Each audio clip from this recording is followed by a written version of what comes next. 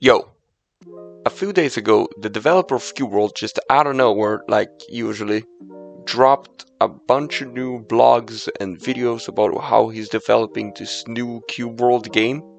So I just want to go over, what he released so far, the videos that he released, the blogs that he posted, and also go over what we can expect in the future from this project, and also then kind of give some of my concerns about actually all the things that he's proposing here. But first, let's check out his first blog that he posted. So here's the first blog that he posted, which was basically talking just about, oh, I'm working on this new Cube World project called Cube World Omega, which is in reference to the alpha version of the game, because it's supposedly supposed to work in a similar way. Now this reminds me of Virgil, because he's the alpha and the omega, but whatever. He released a video here, which we can quickly check through. He's basically saying about, oh, new engine, so he made, like, the leaves are moving, there's more environmental, like, ambient things are now in the game. The game still looks pretty much the same, I'd say. Maybe the lighting, the shadows look a bit different, but you still got the whole, pixelated,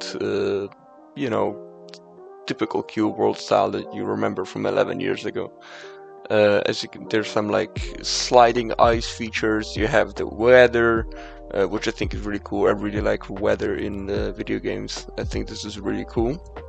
And you have these procedural generated models for characters, which is also really cool.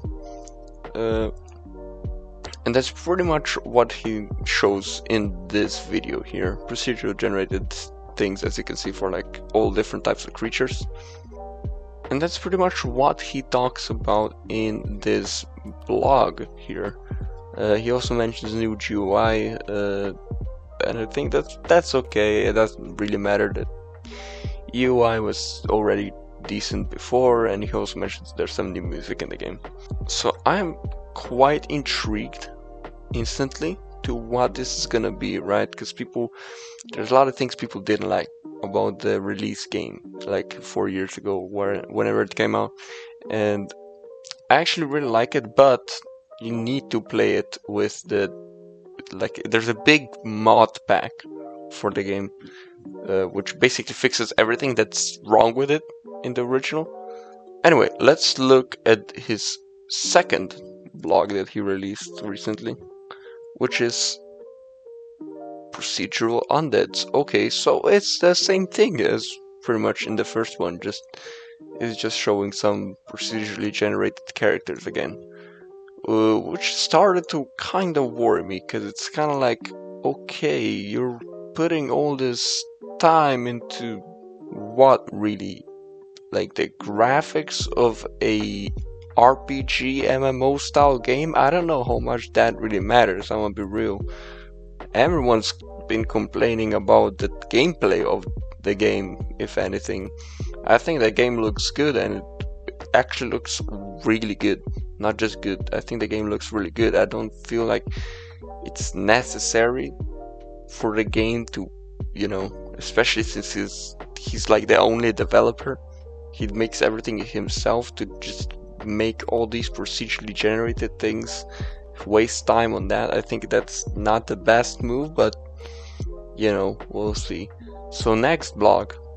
Okay, more procedurally generated zombies. That's interesting. Here we go.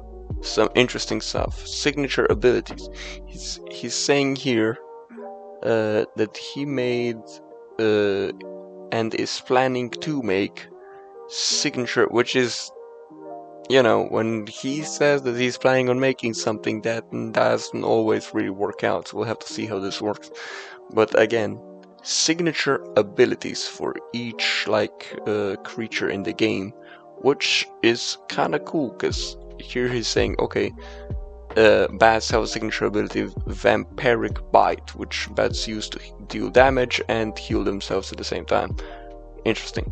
right? He's also saying he's gonna do something with slime splitting up and hornets shooting poisonous things and zombies grabbing the player and stuff like that. And I think that's cool. You know, more gameplay. We need more gameplay, more variety. I'm all in. I'm all in for this. So that was that blog, and then we have the newest one, which is new zombie skill, which he basically shows here, and it's just basically zombies have an ability now to eat the player, which heals them or some shit. Again, similar to that bat thing that he mentioned before.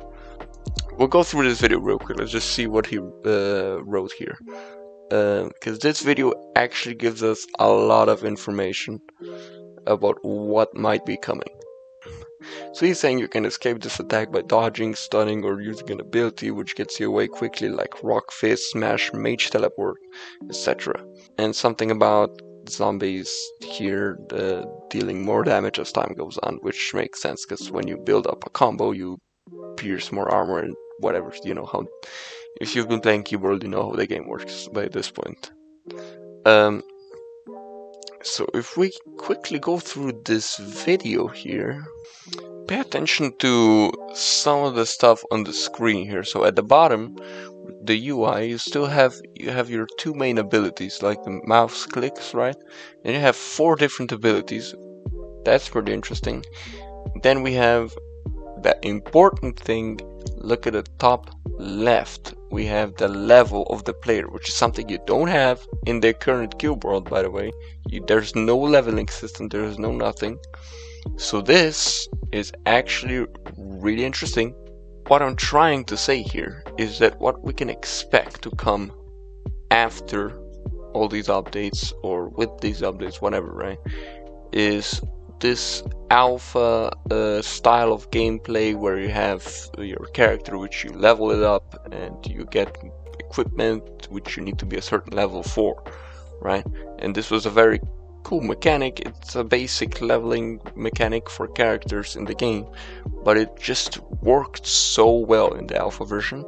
So I really hope that he does a combination of like the alpha version and the version he released, because with the version he released, there was the dungeons and the environment was so much better than the alpha version. It's crazy.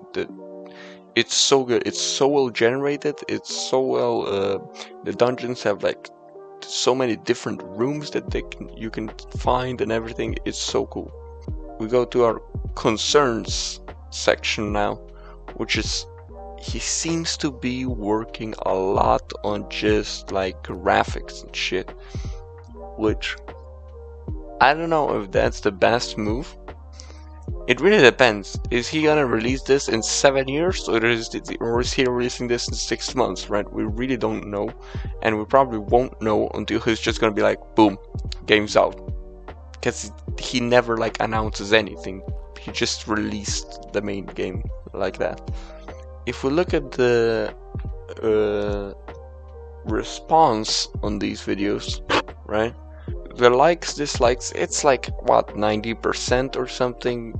It's probably a lot of people who just don't like him because of how he kinda scammed people, because you had to buy the alpha and then he didn't really update the alpha until he released the game, which you had to buy again, and then it was bad, and then he just went away again with his money, right?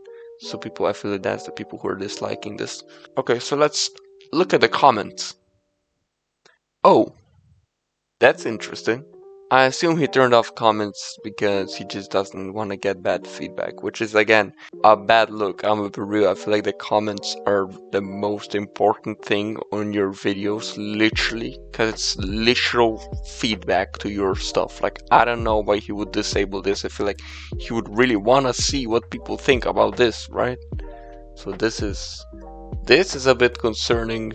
So it seems like this might be like a No Man's Sky situation, where after a long time the game is actually really good and it gets fixed and it's released in a really good state.